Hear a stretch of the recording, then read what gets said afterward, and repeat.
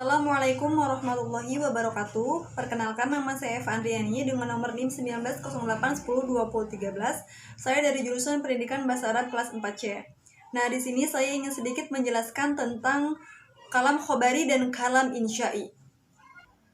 Kalam terbagi menjadi dua macam, yaitu kalam khobari dan kalam insya'i. Kalam khobari atau jumlah khobariyah artinya kalimat berita. Nah, kalau dalam bahasa Indonesia itu kalimat berita diartikan itu sebagai kalimat yang memberikan atau memaparkan sebuah kejadian atau peristiwa. Nah, di dalam ilmu ma'ani, kalimat berita didefinisikan dengan kalam khobari. Nah, di mana pengertiannya itu adalah mahtamala sidqu wal kidbu, yang artinya kalam khobari adalah pernyataan yang mengandung kebenaran dan kebohongan. Nah, kalam khobari adalah kalimat yang pembicaranya dapat dikatakan sebagai orang yang berbicara jujur sesuai dengan kenyataan, dan bisa juga dikatakan pembohong apabila si pembicara tersebut berlainan dengan kenyataan. Nah, kalam khobari ini disebut pula dengan jumlah mufidah. Dan setiap jumlah mempunyai dua rukun, yaitu yang pertama ada mahkum alaih atau yang dikenal dengan hukum, yang kedua itu ada mahkum fih yang dipakai hukum. Nah, dalam ilmu ma'ani, mahkum alaihi disebut musnad ilaih dan mahkum fi disebut musnad. Pola kalam khobari ini ada dua. Yang pertama yaitu jumlah ismiyah, jumlah yang terdiri dari mubtada dan khobar. Contohnya, ana muslimun atau ana muslimatun. Yang kedua itu ada jumlah fi'liyah, kalimat yang terdiri dari fi'il dan fa'il. Contohnya, ja'a Ahmad. Nah, kemudian ada macam-macam khobari. Nah, bila dilihat dalam keadaan mukhotob atau orang yang menjadi lawan bicara, kalam khobari itu terbagi menjadi tiga macam. Yang pertama ada khobar ibtidai, yang artinya adalah apabila mukhotob tidak mengetahui tentang berita tersebut dan berita yang disampaikan tidak perlu menggunakan taukid. Nah, contohnya itu seperti abuka mariyabun, yang artinya ayahmu sakit. Kemudian yang kedua ada khobar tolabi. Nah, khobar tolabi adalah apabila mukhotob ragu-ragu atau bingung mengenai kebenaran suatu berita dan diharapkan mukhotob itu menjadi yakin akan kebenaran berita tersebut. Nah, berita yang disampaikan lebih baik menggunakan taukid. Contohnya, inna abaka mariyabun, yang artinya sesungguhnya ayahmu sakit. Nah, yang ketiga ada khobar inkari. Khobar inkari ini adalah apabila mukhotob mengingkari kebenaran atau suatu pernyataan yang disampaikan. Nah, dalam khobar ini harus menggunakan taukid lebih dari satu, tergantung tingkat keingkaran mukhotob tersebut. Contohnya, inna abaka lamariyadun, wallahi inna abaka lamariyadun, yang artinya sesungguhnya ayahmu sakit, atau demi Allah sesungguhnya ayahmu sakit. Kemudian ada tujuan khobar. Tujuan asal dari khobar dari kalam khobari ini ada dua. Yang pertama itu faidatul khobar, yaitu menyampaikan suatu hukum yang terkandung dalam suatu kalimat kepada mukhotob. Nah, contohnya itu hadara ra'isul jumhuriyah, yang artinya Pak Presiden telah datang. Yang kedua adalah lazimul khobar, yang artinya yaitu memberitahukan mukhotob bahwa mutakalim mengetahui sesuatu hukum. Nah, contohnya anta mariyadun, yang artinya kamu sakit. Nah, selain dua tujuan itu, ada beberapa tujuan lain dari kalam khobari sesuai dengan subjek mutakalim dalam menyampaikan suatu pernyataan. Nah, diantaranya yang pertama ada al-fakhr, yaitu menyampaikan berita atau menunjukkan kebanggaan.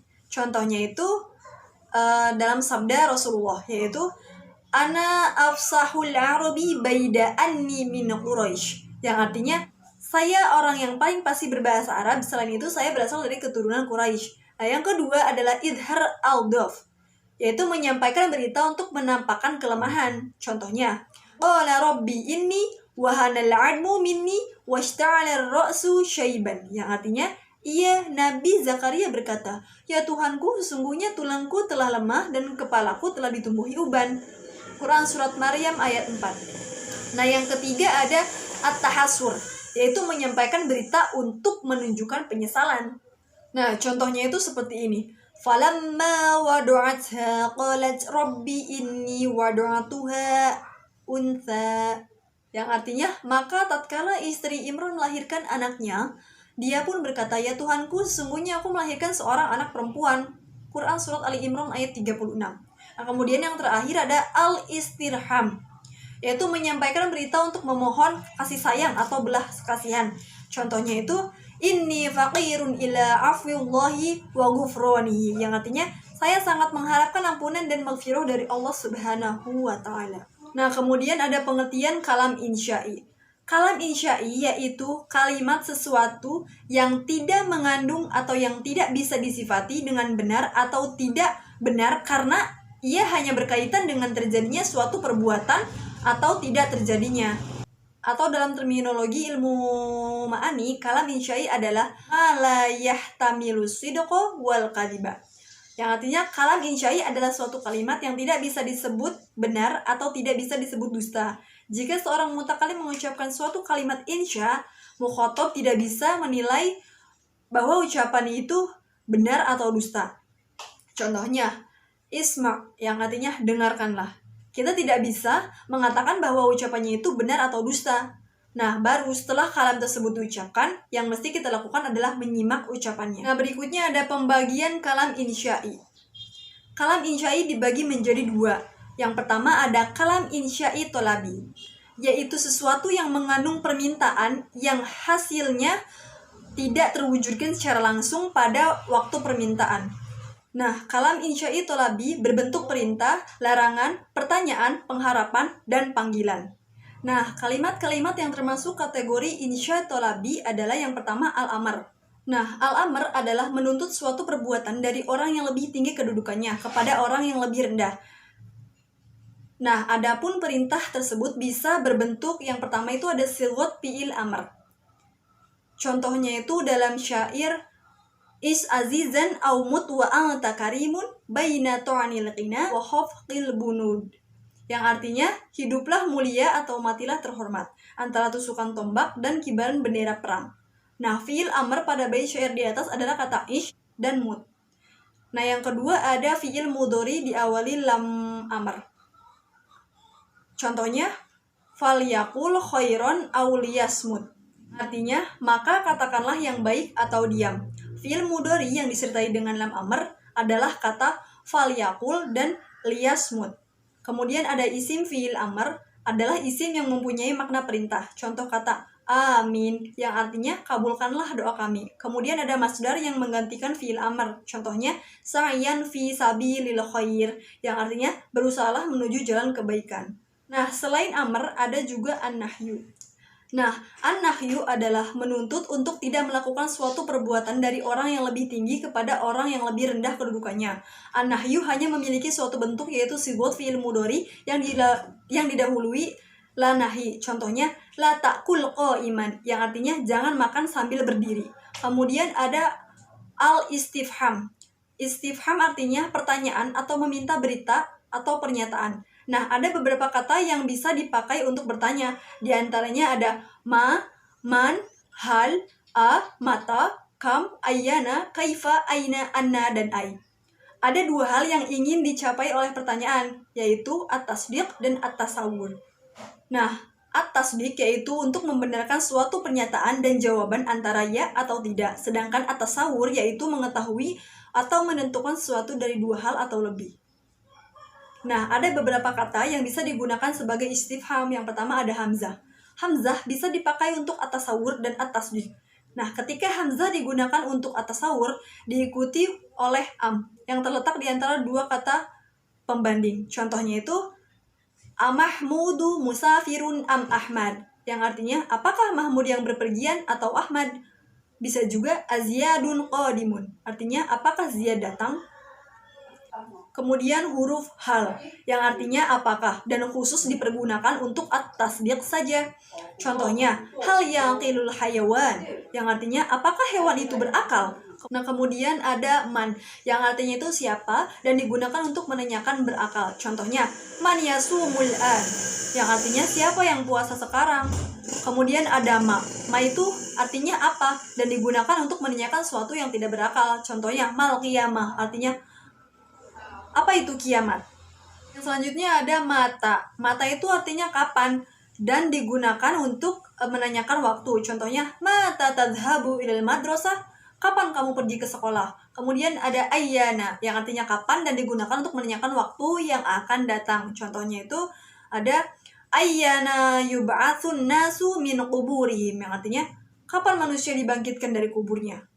Nah, kemudian ada kaifa yang artinya itu bagaimana dan digunakan untuk menanyakan keadaan, proses atau cara. Contohnya itu seperti ini. Kaifa jita ilal madrasah? Bagaimana kamu datang ke sekolah? Kemudian ada aina. Artinya itu di mana dan digunakan untuk menanyakan tempat. Contohnya, aina baituka? Aina baituki? Yang artinya di mana rumahmu. Kemudian ada kam yang artinya itu berapa dan digunakan untuk menanyakan bilangan. Contohnya, kam adadut tullabi fi hadzal fasli? Yang artinya ada berapa jumlah mahasiswa di kelas ini. Kemudian ada ayu yang artinya mana saja atau yang mana saja, digunakan untuk menanyakan pilihan. Contoh, ayyur rajulaini akbaru sinna yang artinya orang mana yang lebih tua umurnya. Kemudian ada anna, bisa diartikan bagaimana, kapan, di mana. Contohnya, anna laka hadzal mal yang artinya dari mana engkau memperoleh harta benda ini. Nah, yang keempat itu ada at-tamanni. At-tamanni adalah mengharap sesuatu yang sulit atau mustahil terjadi. Nah, lafaz yang dipergunakan untuk at-tamanni yaitu laita. Nah, contohnya ada pada syair ala laita syababa ya'udu yawman fa akhbirahu bima fa'ala al-mashib. Yang artinya semoga masa muda itu bisa kembali lagi supaya saya bisa memberitahu apa yang dilakukan seorang di masa tua. Kemudian selain menggunakan laita bisa juga menggunakan hal, lau atau la'ala. Nah, kemudian yang kelima ada an-nida. Nah, an-nida ini adalah meminta seseorang untuk menghadap dengan menggunakan huruf yang mengganti fiil. Ad'u atau anadi. Nah, adat an-nida itu ada 8, yaitu al-hamzah, ai, ya, a, ai, aya, haya, dan wa. Nah, kemudian yang berikutnya ada kalam insya'i ghairu talabi. Nah, kalam insya'i ghairu talabi ini adalah kalam yang tidak mengandung permohonan yang hasilnya tidak terwujudkan secara langsung pada waktu permohonan. Nah, yang termasuk ke dalam kalam insya'i ghairu talabi diantaranya yang pertama ada at-ta'ajub.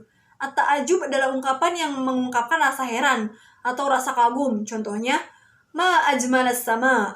Alangkah indahnya langit ini. Kemudian yang kedua ada al-qasam. Al-qasam adalah ungkapan sumpah dengan menggunakan 3 huruf sumpah, yaitu wawu, ba, dan ta. Nah, contohnya itu wallah, baullah, tallah, yang artinya demi Allah. Kemudian yang ketiga ada at-taroji. At-taroji ini adalah mengharap sesuatu yang mungkin terjadi. Contohnya itu seperti dalam surat Al-Baqarah ayat 216 yang berbunyi wa asa an takrahu syai'an wa huwa khairul lakum, yang artinya boleh jadi kalian membenci sesuatu padahal itu baik bagi kalian. Dalam Quran surat Al-Baqarah ayat 216. Kemudian ada fi'il, al-mad, dan azam. Fi'il yang digunakan untuk memuji atau mencela. Cukup sekian yang dapat saya jelaskan. Kurang lebihnya mohon maaf. Wabillahi taufiq wal hidayah. Wassalamualaikum warahmatullahi wabarakatuh.